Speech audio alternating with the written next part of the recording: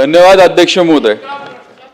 आजचा हा जो माझा प्रश्न आहे हा स्टिंग एनर्जी ड्रिंक या पेय संदर्भातला आहे आणि आपल्या परवानगीने अध्यक्ष महोदय हे दोन जे स्टिंगचे पदार्थ आहेत हे मी आपल्याकडे पटलावरती ठेवू इच्छितो।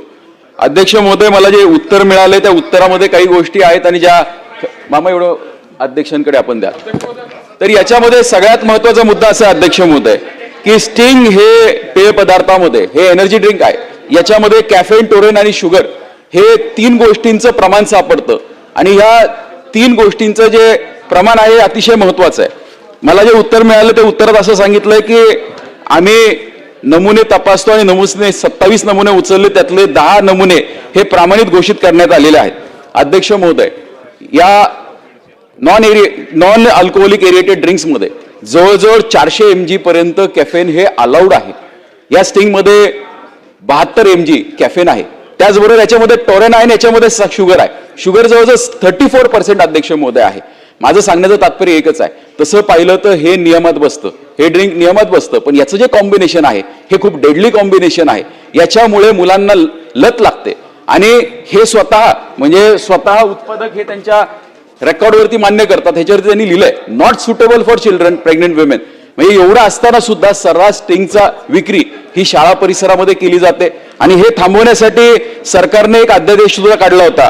अन्न व औषध प्रशासनाने 3 ऑक्टोबर 2024 व 17 जानेवारी 2025 ला अध्यादेश काढला होता। त्यानुसार हे सांगण्यात आलं होतं की आम्ही काही पदार्थ हे ताब्यात घेऊ आणि त्याची तपासणी करू। दुर्दैवाने अध्यक्ष महोदय हे तपासणी केली तर हे क्लिअरच येणार आहे। माझी आपल्या मार्फत सभागृहाला एक विनंती अशी असणार आहे, मी पॉइंटेड एक 4 प्रश्न आपल्याला मंत्री महोदयांना विचारणार आहे की स्टिंग हे घातक आहे हे स्वतः कंपनी मान्य करते, तर जसं आपण तंबाखूजन्य पदार्थांप्रमाणे स्टिंगच्या बाटलीवर देखील सुद्धा हे ठळक लिहिलं पाहिजे, कारण सरकारचा एक नियम आहे की त्यामध्ये लिहिलं पाहिजे। स्टिंगने त्याच्यावर लिहिलंय पण ते वाचता येत नाही अध्यक्ष महोदय, आपण जर बाटली पाहिली तर लक्षात येईल। त्याचबरोबर दुसरा माझा हा पॉइंटेड प्रश्न असा आहे की 18 वर्षाखालील मुलांना स्टिंग विक्री केल्यानंतर त्याला कोणतीही मान्यता देता कामा नये, त्यासाठी आपण काही कोणता नियम आणणार आहोत का?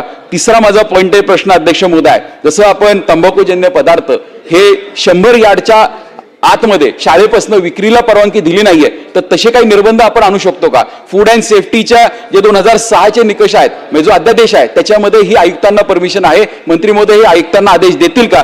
त्याचबरोबर माझा चौथा पॉइंटेड प्रश्न असा आहे की स्टिंगची जी धोकादायक आहे याची माहिती फलक हे त्या विक्रेत्याकडे आपण लावायला त्याला सांगणार का?